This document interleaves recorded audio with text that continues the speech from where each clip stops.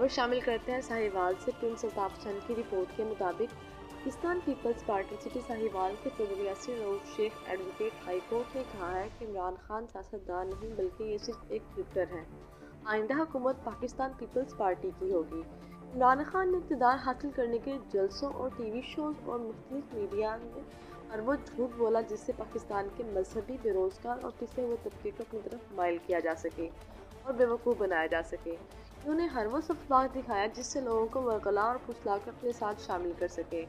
اس کے بعد جیسے ہی انہیں اقتدار ملا انہوں نے اپنے وعدے سے یو ٹرن لے لیا۔ اس نے اور اس کی ٹیم نے ملک کو دونوں ہاتھوں سے لوٹا اور غلط پالیسیوں کی وجہ سے ملک کو تباہی کے دہانے پر لا کھڑا کیا، کشمیر پر قبضہ کروایا اور دہشت گردی کو بڑھاوا دیا۔ اس کے بعد جیسے اسٹیبلشمنٹ نے اس سے ہاتھ کھینچا اس کی وزارت عظمیٰ ختم ہو گئی۔ ان تمام خیالات کا اظہار یاسر رؤف تقی شیخ ایڈوکیٹ ہائی کورٹ نے ایک پریس کانفرنس سے خطاب کرتے ہوئے کیا۔ احمقانہ فیصلے کرنے شروع کر دیے، اپنے ہی لوگوں کو، ساتھ جڑے لوگوں کو اقتدار سے علیحدہ کر دیا۔ ان کی بدعمالیوں پر جب قانون حرکت میں آیا تو اس نے اب انہیں حکم دینا شروع کر دیا جیلوں میں چلے جائیں۔ میرا پی ٹی آئی کے لوگوں اور اس کے ساتھ جڑے اتحادیوں سے ایک ہی سوال ہے کہ آپ لوگ کیا اس کے غلام ہیں جو ان کے ہر غیر آئینی اقدام کے حکم کو مان کر ان کے خلاف قانون اقدام کا حصہ بن رہے ہیں؟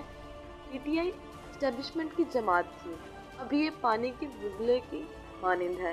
آپ لوگ عقل کے ناخن لیں اور ملک میں اصل لیڈرشپ کو پہچانیں، اور وہ لیڈرشپ صرف اور صرف عوام کی خاطر ہونے والے بانی جمہوریت شہید ذوالفقار علی بھٹو کا نواسہ اور شہید رانی بی بی شہید محترمہ بینظیر بھٹو کا بیٹا بلاول بھٹو زرداری ہے، جو آپ کو، اس ملک کو ان تمام مشکلات سے نکال سکتا ہے۔ اور چیئرمین بلاول بھٹو زرداری کے اندر عوام کے کی لیڈرز کا خون موجود ہے اور وہی ہمارا حقیقی لیڈر ہے۔